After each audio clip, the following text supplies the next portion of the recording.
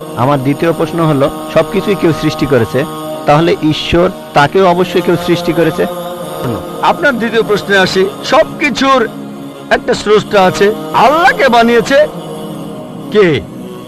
যদি কেউ বলে সবকিছুরই একটা স্রষ্টা আছে, কথাটা ঠিক নয়।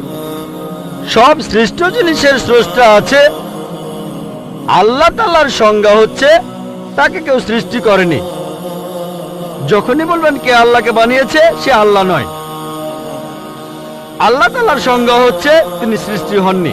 ধরেন এক লোক আপনাকে বলল যে ভাই, আমার বন্ধু জন, সে হাসপাতালে ভর্তি হয়েছে, সে একটা বাচ্চার জন্ম দিয়েছে।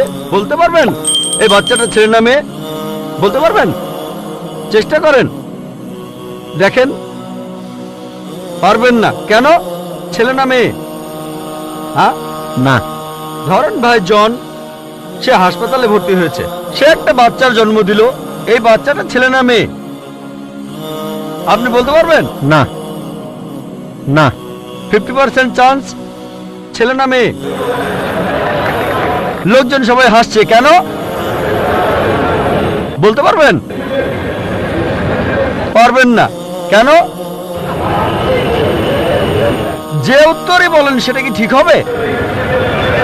চেষ্টা করে দেখেন, যে বাচ্চাটা জন্মালো সে কি ছেলে না মেয়ে?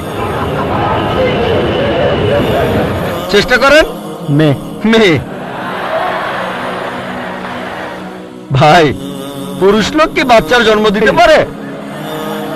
হ্যাঁ, এখানে আপনি ভুল করেছেন। একইভাবে ভুল করেছেন যখন বললেন কে আল্লাহকে বানিয়েছে।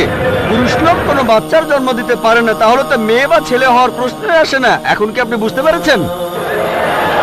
হ্যাঁ, বুঝতে পেরেছেন, এই তো ভালো। পুরুষ লোক কোনো বাচ্চার জন্ম দিতে পারে না, তাহলে তো ছেলে বা মেয়ে হওয়ার কোনো প্রশ্নই আসে না। যখন প্রশ্ন করলেন কে আল্লাহকে সৃষ্টি করেছে, আল্লাহর সংজ্ঞা হচ্ছে, ঈশ্বরের সংজ্ঞা হচ্ছে তিনি সৃষ্টি হননি। যখনই বলবেন কে আল্লাহকে বানিয়েছে, সে আল্লাহ নয়। ওয়ালাম ইয়াকুল লাহু কুফুয়ান আহাদ, তার সমতুল্য কেউ নেই। এবারে আপনার শেষ প্রশ্নটাতে আসি, আল্লাহ কে?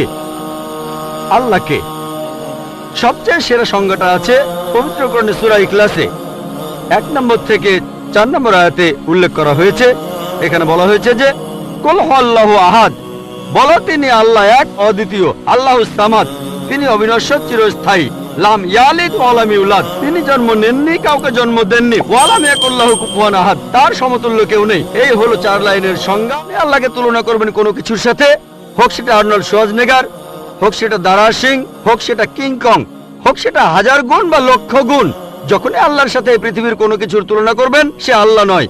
ওয়া লাম ইয়াকুল লাহু কুফুয়ান আহাদ, তার সমতুল্য কেউ নাই। তাহলে এই হলো 4 লাইনের সংজ্ঞা আল্লাহ সুবহানাহু ওয়া তাআলার পবিত্র কোরআনে আছে। আপনি যে ঈশ্বরের পূজা করছেন, ভাই, সেই ঈশ্বরকে সূরা ইখলাস দিয়ে টেস্ট করুন। যদি তিনি পাশ করেন, তাহলে সত্যিকারের ঈশ্বর, তা না হলে নকল ঈশ্বর।